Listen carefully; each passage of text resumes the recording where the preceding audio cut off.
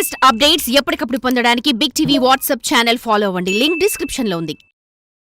శ్రీనివాస్ గారు మొత్తం టోటల్గా దువ్వాడ శ్రీనివాసు ఒక బయోగ్రఫీని మనం తీసుకుంటే దువ్వాడ వాణి అనేవాడు ఒక విలన్గా కనిపిస్తుంది. అంటే మీరు హీరో పాత్రలోకి వెళ్ళిపోయారు. అంటే అంటే మొత్తం తప్పంతా ఆవిడదేనా? అంటే మనిషిలో ఒక ఇప్పుడు కామ, క్రోధ, లోభ, మోహ, మద, మాత్సర్యాలు అని ఉంటాయి. రావణాసుడికి ఉన్నటువంటి 10 తలకాయలు. అందులో ఈర్ష్య, అసూయ, ద్వేషం మనల్ని దహించేస్తుంది సార్.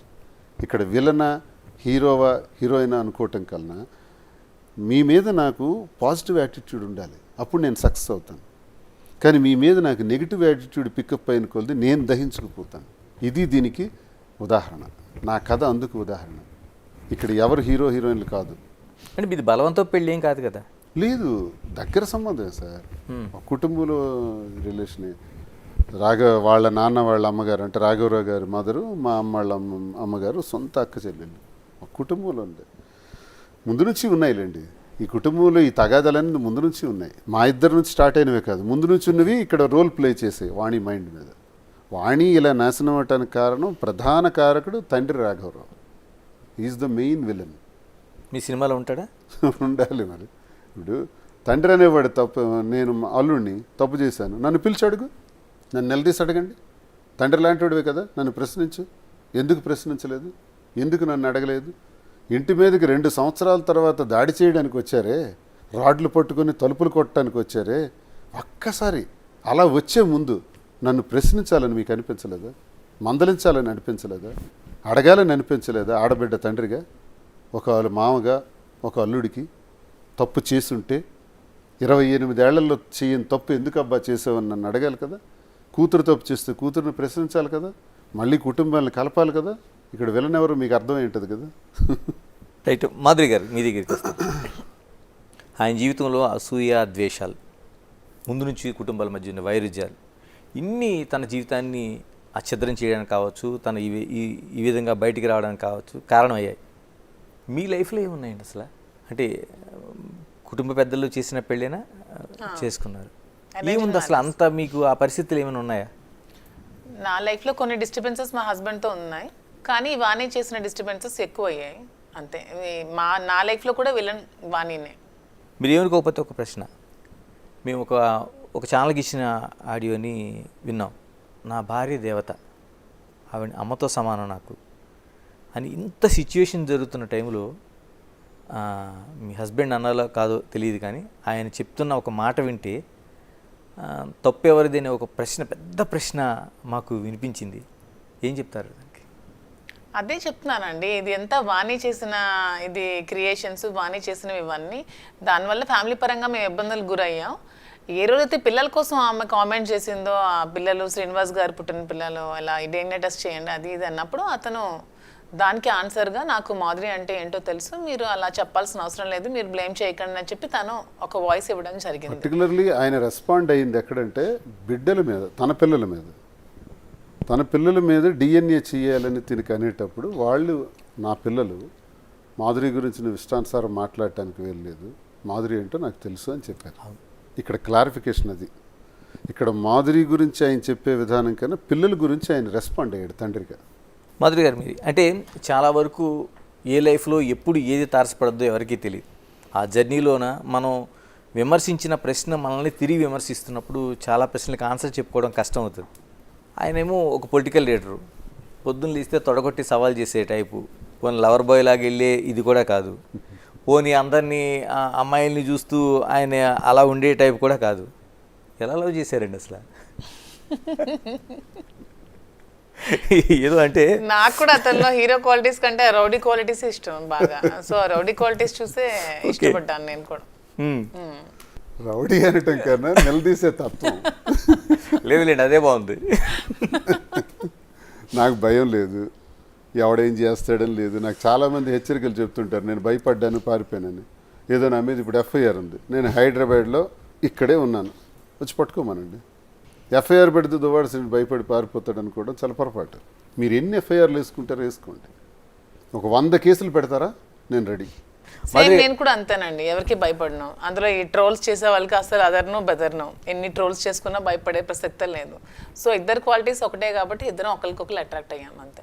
అదే అడుగుతున్నాను, ఆయన మగాడిగా ఉన్నాడు, పాలిటిక్స్లో ఇంతకంటే పెద్ద విమర్శలు చూశాడు ఆయన, ఆ ట్రోలింగ్స్ చూశాడు చాలా. అంటే ఇప్పుడు కొత్తగా వచ్చినాయి ఏం కాదు, ఇప్పుడు సమన్లు కావచ్చు లేకపోతే కేసులు కావచ్చు, ఆయన లైఫ్లో కొత్తగా వచ్చినాయి కాదు.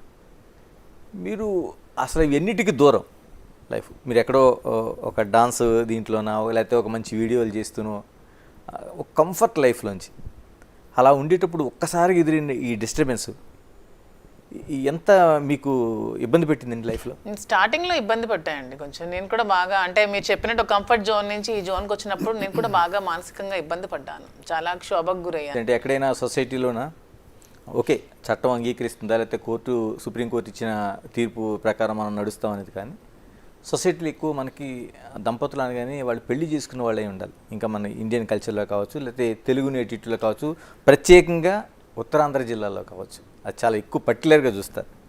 ఎప్పుడు ప్లాన్ చేస్తున్నారు అంటే ఏంటి? యాక్చువల్గా నాకు చాలా మంది కామెంట్స్ కూడా పెడుతున్నారండి, అసలు మీరేంటి, మీరు నువ్వు ఉంచుకున్న దానివి, మేము ఉంచుకున్న రిలేషన్షిప్, మీకు పెళ్లి కాలేదు, చాలా మంది పెడుతున్నారు. ఇది మా ఇద్దరికి సంబంధించిన విషయం. నేను చాలాసార్లు చెప్తున్నాను, మాకు శారీరకంగా పెళ్లి కాకపోయినా మానసికంగా మాకు పెళ్లి జరిగింది. మాకు పెళ్లి ఒక్కటే సమాధానం కలిసి ఉండడానికి అనే దానికి మా ఇద్దరం ఎగ్జాంపుల్గా తీసుకోవట్లేదు. మా ఇద్దరం అయితే మానసికంగా మా ఇద్దరికి పెళ్లి జరిగిపోయింది. మీరు ఎవరు అలా కామెంట్స్ పెట్టాల్సిన అవసరం లేదు. లీగల్గా అయ్యాక అఫీషియల్గా మ్యారేజ్ చేసుకోవాలి కాబట్టి ఖచ్చితంగా చేసుకుంటా. అంతవరకు మా ఇద్దరికి ఒకరికొకరి మనసులకు ఎప్పుడో పెళ్ళి అయిపోయింది. ఆ విధంగా మా ఇద్దరం భార్యాభర్తలమే, దానికోసం ఎవరు కామెంట్ చేయాల్సిన అవసరం లేదు. చాలా నీచంగా కామెంట్స్ పెడుతున్నారు. మీరు మ్యారేజ్ అయ్యలేదు, మీ ఇద్దరికి అసలు ఏంటి ఉంచుకున్నానంటే, మేము ఒకరికొకరు డైవర్స్ ఇచ్చుకున్నాను. నేను మా హస్బెండ్ డైవర్స్ ఇచ్చాను, తను వాళ్ళ వైఫ్కి డైవర్స్ ఇచ్చారు. కోర్టులో నడుస్తున్నాయి, అవి ఎప్పటికొస్తే తెలియదు. అంతవరకు మా ఇద్దరం మానసికంగా పెళ్లి చేసుకున్నాం, మాకు పెళ్ళి అయినట్టే, మేము పెళ్లి ఇద్దరం భార్యాభర్తలమే. దీన్ని మీరు తప్పుగా అర్థం చేసుకోవాల్సిన అవసరం అయితే లేదు. మేము క్లారిటీగా ఇచ్చాం. ఇది అందరూ అన్అఫీషియల్గా మెయింటైన్ చేస్తారు. అతను చెప్పినట్టు తను పబ్లిక్గా ఓపెన్గా మేము చెప్పి మేము చాలా పబ్లిక్గా తిరుగుతున్నాం అంటే మీ అందరికంటే మేమే ప్రౌడ్గా ఫీల్ అవుతున్నాం. మాధురితో సంబంధం లేదని నేను, శ్రీనివాస్ గారితో నాకు సంబంధం లేదని తను అనేస్తే ఎవడైనా మాకు వెంట్రుకు పీకుతాడండి? ఎవడైనా అడిగేవాడు ఉన్నాడా? ఆ ట్రాలర్స్కి అడుగుతున్నాను, డైరెక్ట్ ట్రాలర్స్ని అడుగుతున్నాను. నన్ను అడిగి ప్రశ్నించే మీ బ్రతుకులు అలాంటివే కదా. ట్రాలర్స్ వాళ్ళందరూ ఎవరైతే ఉంటారో మమ్మల్ని విమర్శించేవాళ్ళు, వాళ్ళ బ్రతుకులన్నీ అవే చీకటి జీవితాలే. మేము వెలుగులోకి వచ్చి ఇది మేము తీసుకున్న నిర్ణయం అని క్లియర్గా చెబుతున్నామే. అంత క్లారిటీగా చెబుతూ ఇలా కలిసి ఉండటం మీ దృష్టిలో తప్పవచ్చు, కానీ మా దృష్టిలో అవసరం. మా దృష్టిలో మేము చేస్తుంది మంచి. మేము ప్రజల కొరకే చేస్తున్నాం, ప్రజల కోసం ఈ జీవితాన్ని అంకితం చేసాం, ప్రజల కోసం పనిచేస్తాం. ఈ నిర్ణయం తీసుకుని మేము చేసాం. మేమేదో వ్యాపారాలు చేసుకోవటానికో, డబ్బులు సంపాదించుకొని బ్రతకటానికో, లేకపోతే ఇంకెక్కడో ఏదో హాయిగా ఎంజాయ్ చేయటానికి కాదు. నిన్నగాక మొన్న మీరు చూశారు, తన మీద చేసిన ట్రోల్స్ మీద తాను వెళ్ళి పోలీస్ స్టేషన్కి వెళ్ళి కంప్లైంట్ ఇచ్చారు. ఇప్పుడు అపోజిషన్లో ఉన్న మాకు చాలా తీవ్రమైన ఒత్తిళ్ళు ఉన్నాయి. మాకు ఇబ్బంది పెట్టాలని చూస్తున్నారు, అరెస్ట్ చేయాలని చూస్తున్నారు, స్టేషన్ టు స్టేషన్ తిప్పాలని చూస్తున్నారు. ఈ పరిస్థితిలో తాను వెళ్ళి నిలబడి కార్యకర్తలకు భరోసాగా నేనున్నానని చెప్పి ఒక మహిళలు స్టేషన్లో కంప్లైంట్ ఇచ్చే మొదటి సందర్భం ఈ ప్రభుత్వం వచ్చిన తర్వాత నాకు తెలిసి ఆంధ్రప్రదేశ్ రాష్ట్రంలో. ఎందుకు ఇది చేస్తున్నాం? పార్టీకి బలం ఇవ్వటానికి, కేడర్కి బలం ఇవ్వటానికి. మనకు నమ్ముకుని ఉండే వాళ్ళకి ఇదే పరిస్థితి ఉంది. వాళ్ళని స్టేషన్లకి తిప్పి ఈడ్చి ఇబ్బంది పెడుతున్నారు. కాబట్టి అలాంటివి జరిగితే మేము ఉన్నాం సుమా అని చెప్పడానికి. మేమేదో పర్సనల్ లైఫ్ ఎంజాయ్ చేయటానికి కాదు.